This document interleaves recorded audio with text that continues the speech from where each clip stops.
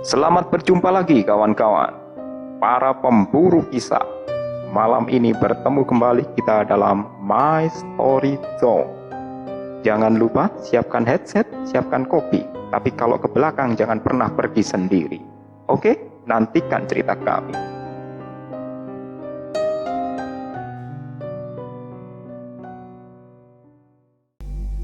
Assalamualaikum warahmatullahi wabarakatuh.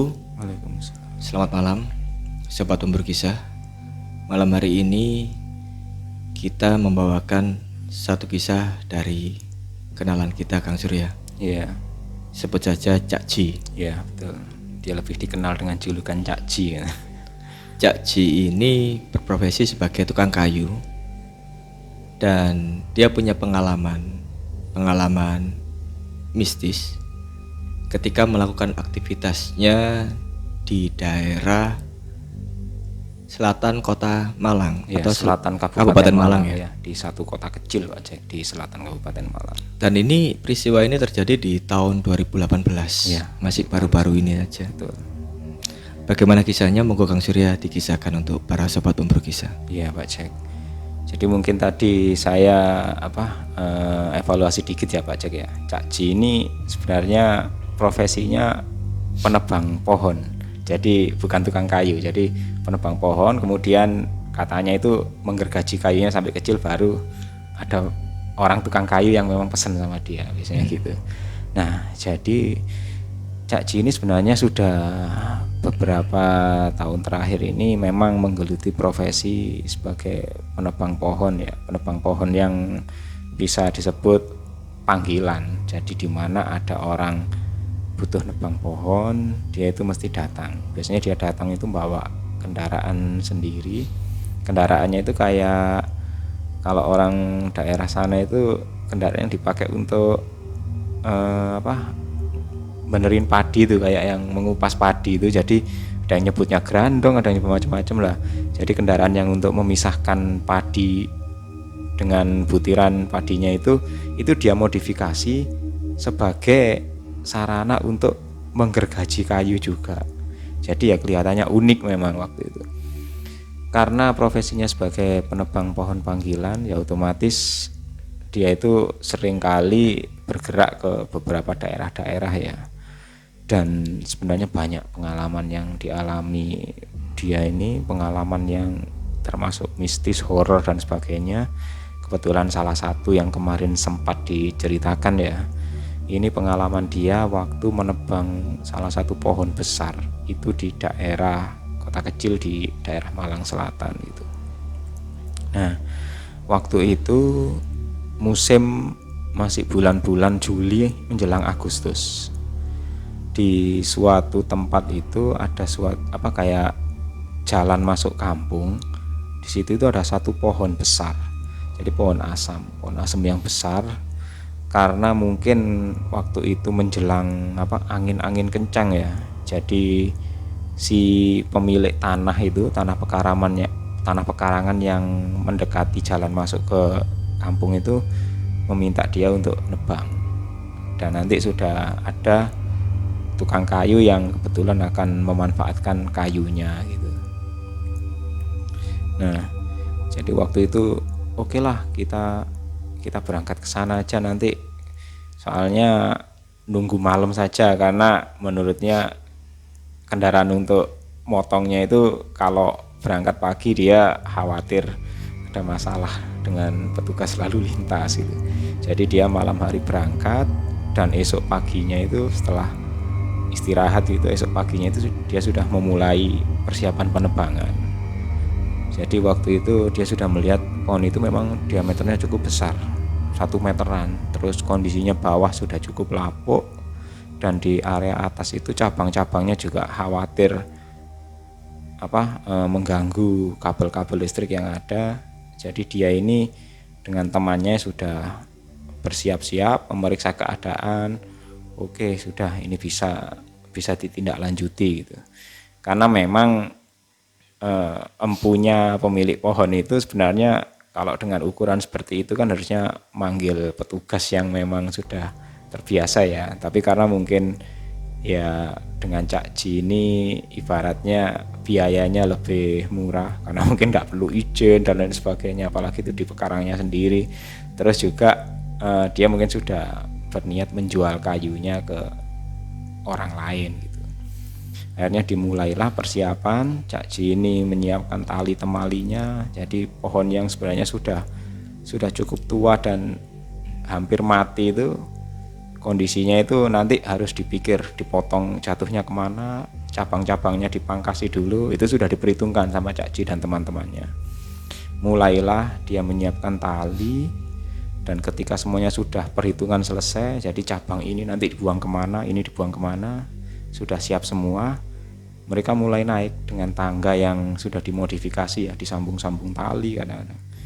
Dan ketika naik, entah kenapa di musim yang kemarau, musim angin seperti itu, tiba-tiba itu gerimis turun. Nah, Cakji ini pada waktu itu ya sudah merasa perasaannya ini nggak enak. Ini kok sepertinya ada yang beda ya. Padahal dia sudah dalam hati dan teman-temannya itu sudah sedikit pengalaman, biasanya kan berdoa bersama. Tadi sudah ada berdoa bareng-bareng. Tapi ini kok sepertinya tiba-tiba mendung. Mungkin memang cuacanya lagi nggak bersahabat. Dia pun menunggu sebentar, dan beneran itu hanya hujan sekilas gitu. Mulailah Cakji ini naik dan beberapa temannya juga naik. Biasanya mereka itu memulai dengan menali beberapa cabang, katanya itu diikatkan ke cabang yang lebih kuat supaya nanti ketika terpotong jatuh, cabang itu masih bisa nahan gitu. Setelah dimulai semuanya, dia pun mulai memotongi yang cabang kecil-kecil. Jadi dipotong, diikat, jatuhnya perlahan. Jadi nggak sampai roboh, merusak tanaman atau mungkin juga saluran kabel listrik yang ada ya. Baru dapat beberapa cabang pohon kecil. Tiba-tiba temannya Cakji ini sempat memberi kode. Jadi, Cak, itu orang yang di bawah itu enggak mau minggir itu, nanti kejatuhan kayu loh. Dan anehnya Cakji itu menengok ke bawah itu nggak ada orang, cuma ada 2 orang temannya yang memang bagian nerima kayu gitu. Terus dia tanya, siapa? Ada orang tadi bawah. Itu loh, ada mbah-mbah yang di bawah itu loh, suruh menyingkir nanti kejatuhan kayu gitu. Cakji juga merasa tidak enak. Akhirnya dia pun menyatakan, oke, stop dulu, turun dulu. Kenapa sih, Cak? Kata temannya. Turun dulu, habis ini mau adzan zuhur katanya. Turunlah mereka. Baru dapat beberapa potong kok sudah turun, katanya. Ya, turun dulu.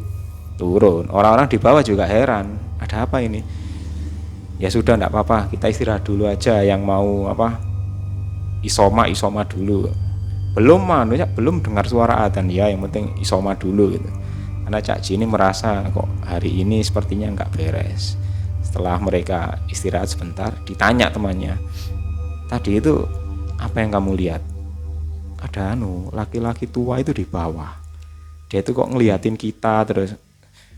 Laki-laki tua yang kayak gimana ciri-cirinya? Loh, dia itu sudah tadi. Mulai tadi itu waktu kita mulai cabang pertama motong, dia itu sudah ada di bawah nengokin kita. Tak pikir warga sini yang ngelihat aktivitas kita. Tapi kok anak-anak kok yang lain kok nggak ngelihat gitu loh. Cakji bilang, jangankan anak-anak lain, aku sendiri aja nggak tahu gitu. Akhirnya si temannya ini agak bingung juga. Sudah, jangan dipikirin. Kamu di bawah aja wes, gantian yang motong nanti biar yang satunya gitu. Akhirnya Cakji sama temannya yang satunya naik lagi, karena Cakji ini nggak berani kalau motong sendirian di atas, karena kan orangnya sebenarnya tubuhnya kan gendut ya. Jadi memang dia butuh teman lain yang bagian motong di area-area yang agak sulit, sementara dia sendiri itu yang ngontrol jatuhnya pohon gitu. Setelah naik ke atas itu sudah menjelang siang ya.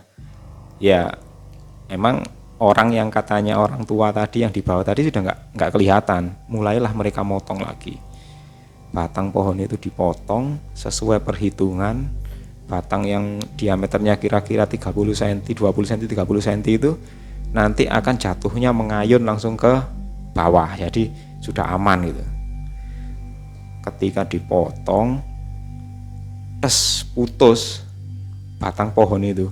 Anehnya dengan tali yang diikat di atasnya itu, dia itu meluncurnya itu bukan meluncur jatuh ke bawah, tapi seperti ada tenaga yang nggak kelihatan itu ya, seolah-olah batang pohon itu jatuh itu terayun-ayun, dan ayunannya itu menghantam ke tempatnya Cak Ji.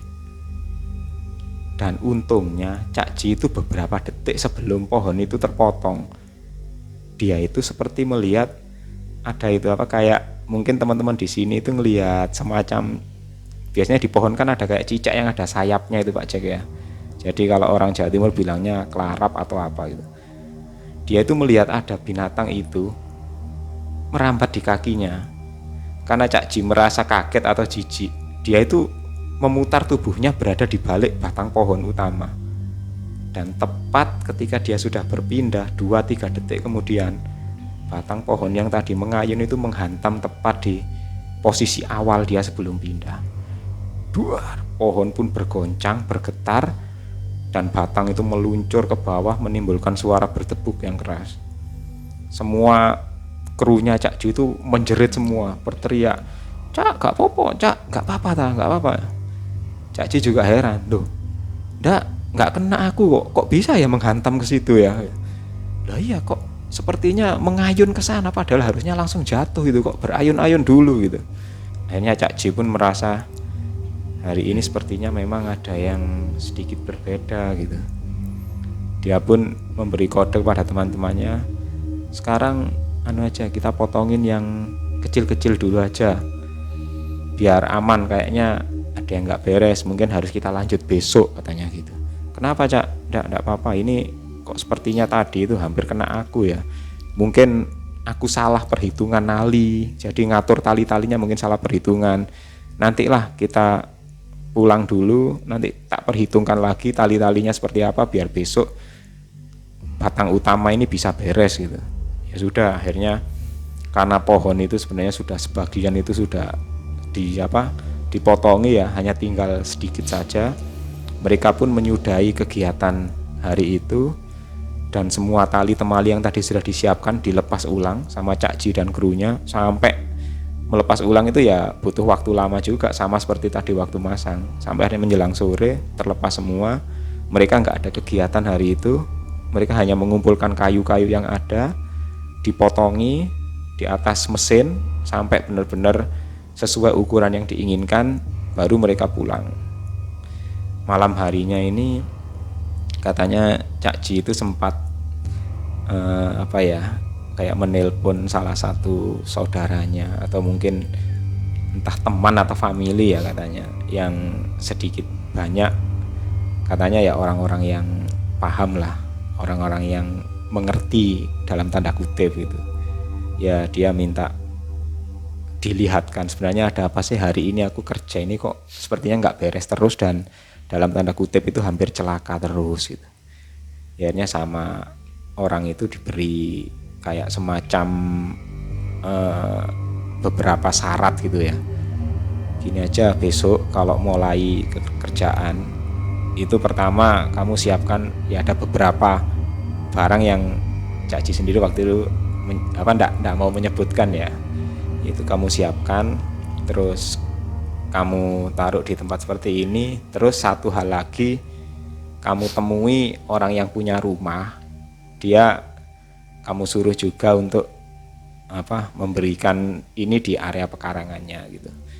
Jadi akhirnya malam itu Cak Ji menyiapkan apa yang disarankan itu familinya, dan esok paginya dia berangkat lagi bersama dengan teman-temannya, krunya itu. Kemudian ya melakukan ritual seperti yang disarankan gitu. Barulah kemudian memotong lagi. Dan waktu motong pohon itu ya semuanya lancar-lancar aja Pak Jack. Sampai akhirnya semua terpotong selesai, menjelang sore selesai. Akhirnya ya sesuai kesepakatan Cak Ji kan diminta motong semua kayunya. Sampai tengah malam itu semua kayu selesai dan dikumpulkan di situ.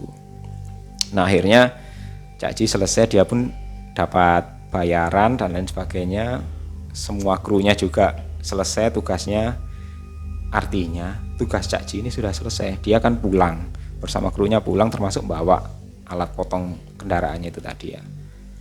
Dia pulang sampai di rumah, belum dia istirahat, masih belum apa ya, masih baru aja mandi-mandi gitu, baru mau makan, belum istirahat, dan itu sudah jam 9:30 katanya, menjelang jam 10 malam. Nah, si bapaknya yang punya pekarangan, yang minta pohonnya ditebang itu, yang dipotongkan, tiba-tiba itu nelpon sama Cak Ji. Dan telepon itu nadanya seperti nada menegur atau seperti agak emosi atau agak marah gitu ya. Dia itu telepon, "Cak, gimana sih perjanjiannya? Perjanjiannya kan tadi kan kayu minta dipotongin semua. Besok pagi kan diambil sama orang yang pesan. Yang nyuruh masukkan ke pekarangan dalam rumah itu siapa?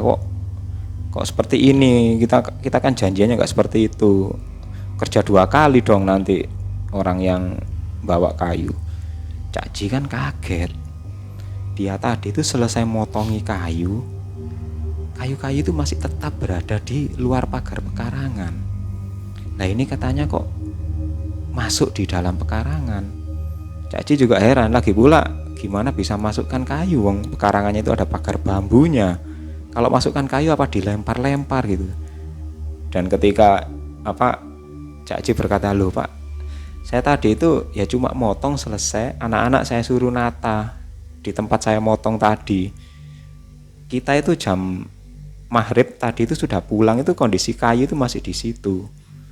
Malah saya sempat kepikir, ini kayu apa ndak dimasukkan dah, apa ndak diambil orang dah. Sempat kepikir gitu.